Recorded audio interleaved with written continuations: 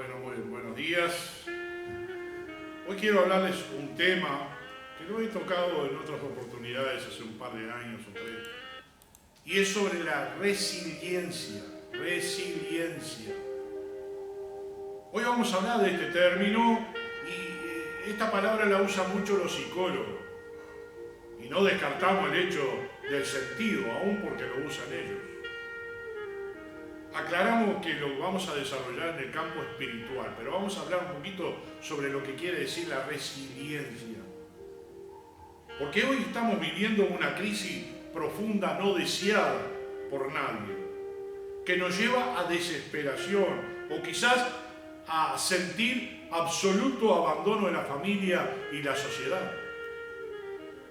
En la historia del mundo hubo guerras, inundaciones, tsunamis, desastres por huracanes, tornados, viento fuerte, accidentes automovilísticos, asaltos violentos, pérdida de familiares, amigos, situaciones desastrosas económicamente, pérdidas de trabajo, capital, violaciones, abusos, separaciones, divorcios de padres, separación de familiares, pérdida de vivienda o terminar en la cárcel por cualquier motivo. Estas situaciones podríamos catalogarlas como estar en el pozo. Son traumáticas, son difíciles de sobrellevar. Nos sentimos perdidos, hundidos, ya no sabemos qué hacer y cómo enfrentarlo. Entonces entramos en un proceso que se llama resiliencia o un proceso resiliente, un proceso que se llamaríamos de reconstrucción del hecho perdido.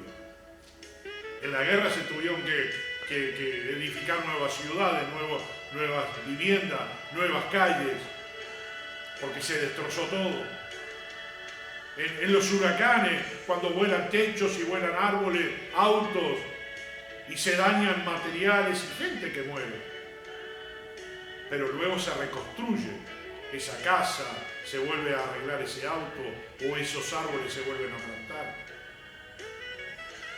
En la vida personal de nosotros, cuando hay familiares o familias destrozadas y volvemos a levantarnos y volvemos a tomar fuerza, cuando perdemos un trabajo y volvemos a conseguir otro trabajo. Hemos perdido quizás capital o vivienda y volvemos a comenzar nuevamente. Ese es el proceso de la resiliencia. Voy a hablar un poquito de lo que es la etimología de esto.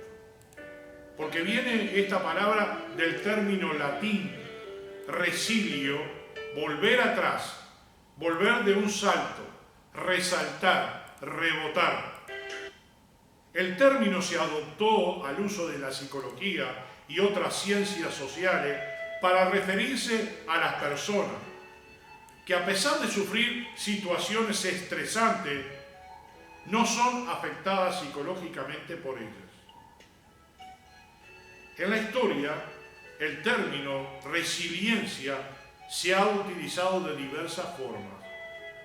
Entre los psicólogos, Emil Werner, en 1995, se refiere a tres usos generales del término resiliencia: buen desarrollo a pesar de alto riesgo social, mantención de las competencias pese al estado del estrés continuo y recuperación del trauma.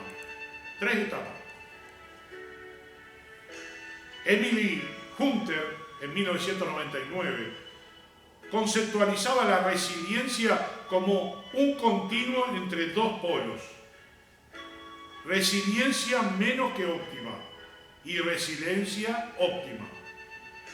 En el caso de los adolescentes sometidos a riesgos psicológicos o sociales que responden en forma menos que óptima, Este tipo de respuesta incluye tácticas violentas de supervivencia, comportamiento de alto riesgo y abandono social y emocional. Y que el pronóstico más probable es que sean adultos mal adaptados. Ahí es que viene muchas veces el delincuente, ¿no es cierto? Porque ha tenido una niñez terrible. Michael Rutter, entre 1999 y 2000, define la resiliencia como la resistencia relativa al riesgo psicosocial, sin necesariamente esperar un resultado positivo, sino más bien enfocado en la forma o proceso en que la persona enfrenta el riesgo. Rutter desarrolló su estudio a partir de 3 áreas de investigación: el estudio de poblaciones de alto riesgo como el de los hijos de los padres con enfermedades mentales, los estudios sobre temperamentos realizados en la década de los 60 y el estudio de las diferencias a nivel individual para enfrentar las diferentes situaciones de la vida. Sunil Luther, entre el 2000 y el 2006, define la resiliencia como una adaptación positiva frente a la adversidad, enfatizando los 2 elementos que la constituyen: la adversidad significativa y la adaptación positiva, lo cual lleva a la conclusión de que la resiliencia solo se mide indirectamente a través de estos 2 elementos. Esta idea es compartida por varios investigadores. El psiquiatra y psicoanalista Boris Cyrulnik divulgó este concepto que extrajo de los escritos de John Bowlby. Es un término que se toma de la resistencia de los materiales que se doblan sin romperse para recuperar la situación o forma original. Por ejemplo, un arco que se dobla para lanzar una flecha, o los juncos bajo la fuerza del viento. Cuando un sujeto o grupo es capaz de hacerlo, se dice que tiene una resiliencia adecuada y puede sobreponerse a contratiempos o incluso resultar fortalecidos por esto. Actualmente, la resiliencia se aborda desde la psicología positiva, la cual se centra en las capacidades, valores y atributos positivos de los seres humanos y no en sus debilidades y en sus patologías. La psicología tradicional lo hace. El concepto de resiliencia se corresponde aproximadamente con el término entereza, una entereza de una persona, el superar algo, el salir fortalecido y mejor que antes. La resiliencia es la capacidad de afrontar la adversidad. Desde la neurociencia se considera que las personas más resilientes tienen mayor equilibrio emocional frente a las situaciones de estrés, soportando mejor la presión. Esto le permite una sensación de control frente a los acontecimientos y mayor capacidad para enfrentar retos. Esa capacidad de resistencia se prueba en situaciones de estrés. Por ejemplo, el debido a la pérdida inesperada de un ser querido, el maltrato, el abuso psíquico o físico, o prolongadas enfermedades temporales, el abandono afectivo, el fracaso, a las catástrofes naturales y a las pobrezas extremas. Podría decirse que la resiliencia es la entereza más allá de la resistencia. Es la capacidad de sobreponerse a un estímulo adverso. ¿Cuáles son los procesos de resiliente? Procesos resilientes. Gracias a la experiencia y aprendizaje de las personas, hemos podido ver y experimentar el cambio de la palabra resiliencia a procesos resilientes.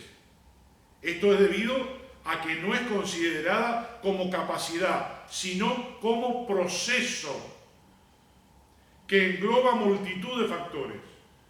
Cuando una persona está pasando por una situación extrema o delicada, influye familia, entorno, situación económica, amistades y, cómo no, la misma persona.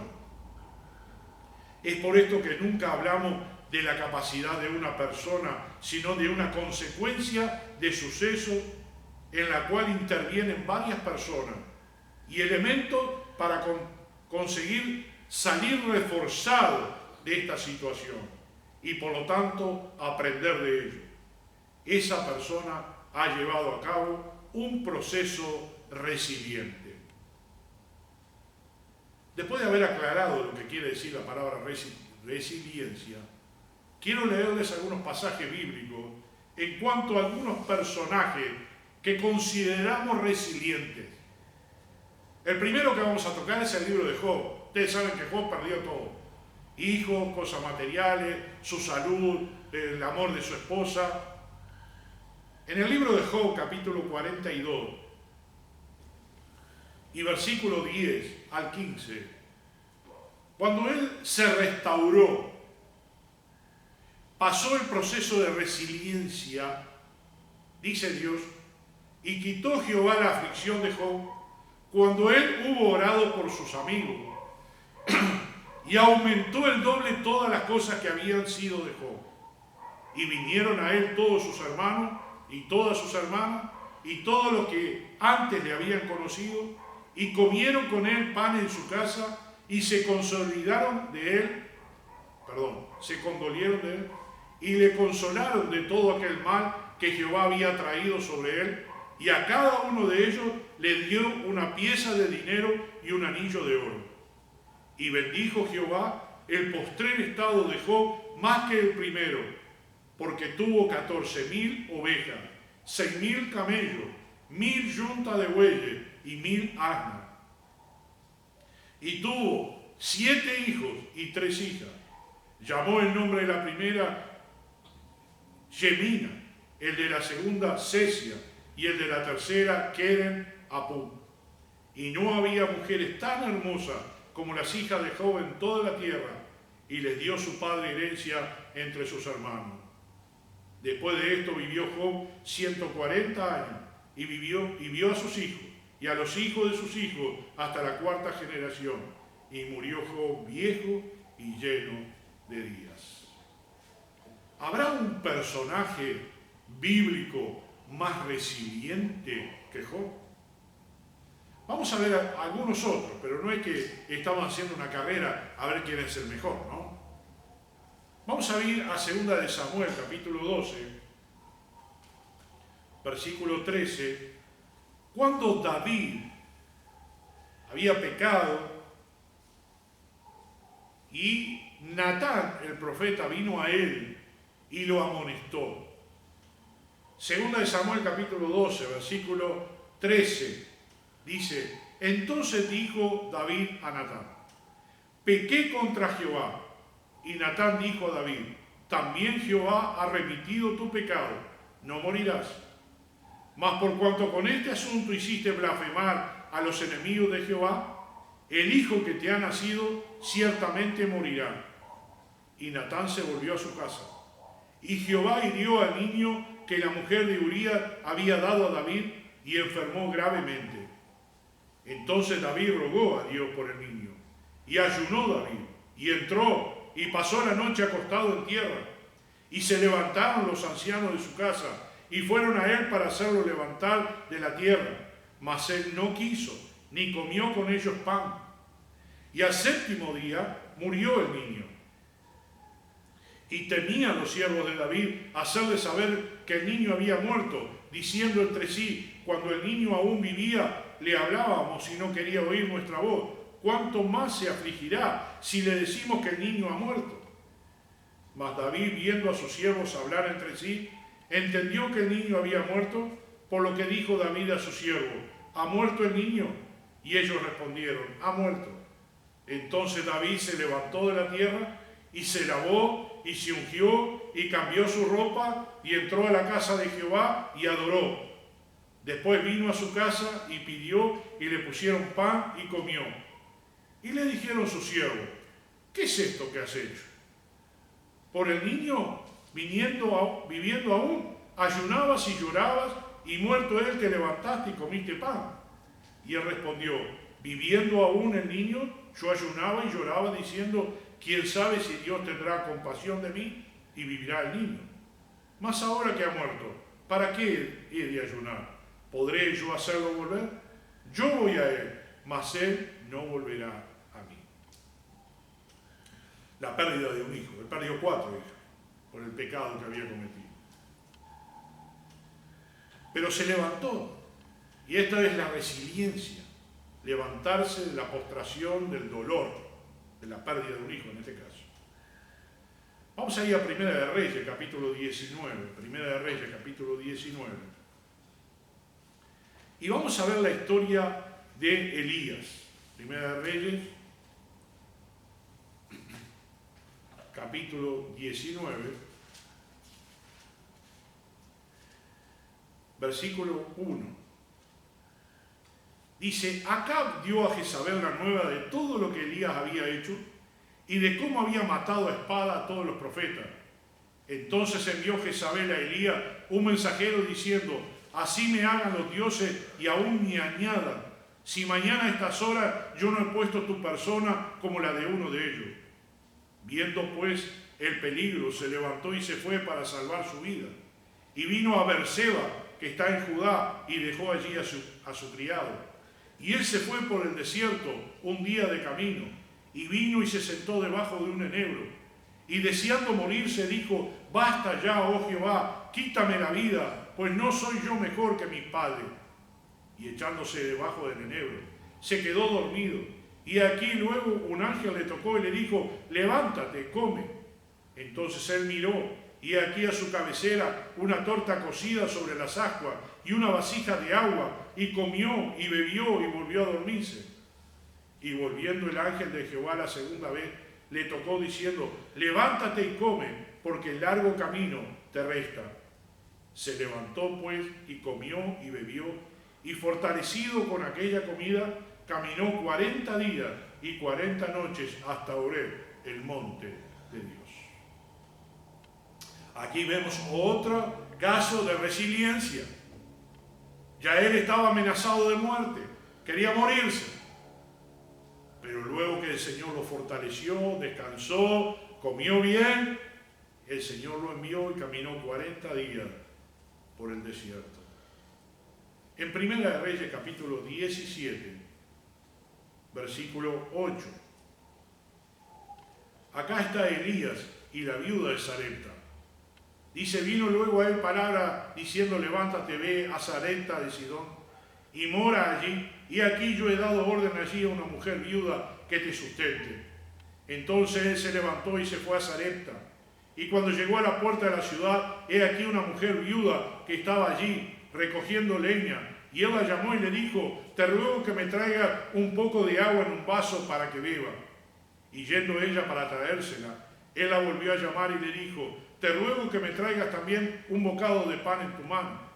Y ella respondió: vive Jehová tu Dios, que no tengo pan cocido, solamente un puñado de harina tengo en la tinaja y un poco de aceite en una de la tinaja y un poco de aceite en una vasija. Y ahora recogía 2 leños para entrar y prepararlo para mí y para mi hijo, para que lo comamos y nos dejemos morir.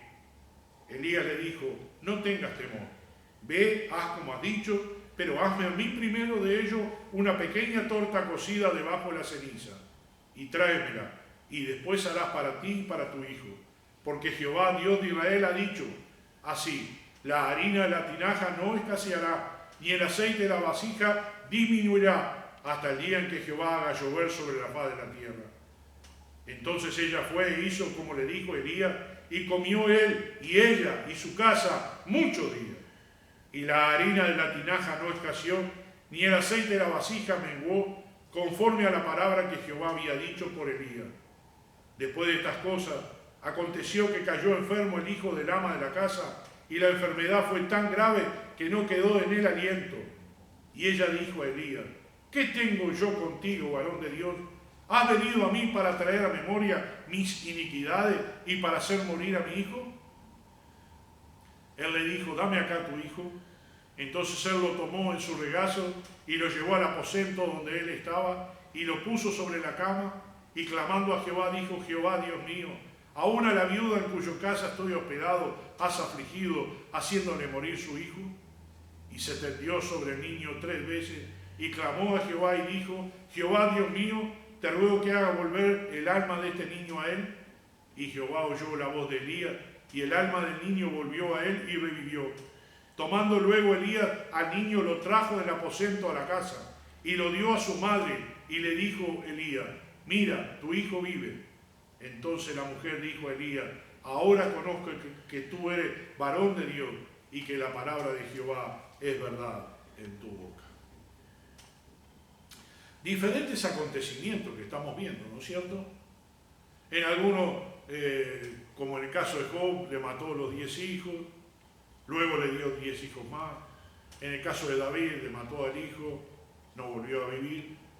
En el caso de la viuda de Sarepta, su hijo volvió a vivir. ¿Sabe? La palabra de Dios en Proverbios 24:16 dice: el justo cae 7 veces y las 7 se levanta, mas el impío cae y no volverá a levantarse. En el libro de Salmos, capítulo 145, Salmo 145. Qué hermosa que es la palabra de Dios, ¿no es cierto? Momentos duros que estamos viviendo, pero momentos de confianza en el Señor. Salmo 145, versículo 14. Sostiene Jehová a todos los que caen y levanta a todos los oprimidos. Leemos Isaías ahora. Isaías, capítulo 41, Isaías 41, versículo 13. Porque yo, Jehová, soy tu Dios, quien te sostiene de tu mano derecha y te dice: no temas, yo te ayudo. Voy a leer otra porción de la palabra y luego voy a hacer alguna aplicación. Vamos a ir al libro de Hebreos, capítulo 11, versículo 24. Hebreos 11, 24.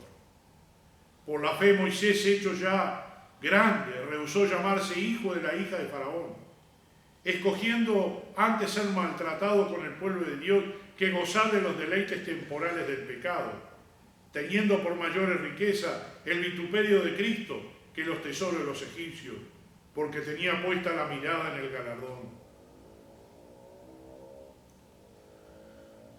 Por la fe dejó a Egipto, no temiendo la ira del rey, porque se sostuvo como viendo al invisible. Estamos hablando de resiliencia. Estamos hablando que Dios levanta al caído, al oprimido, en la situación en que tú estás ahora, en este momento. En que te estás encontrando, has perdido cosas, materialmente, emocionalmente, familiarmente. Hubo catástrofe, pandemia, quizás algún familiar,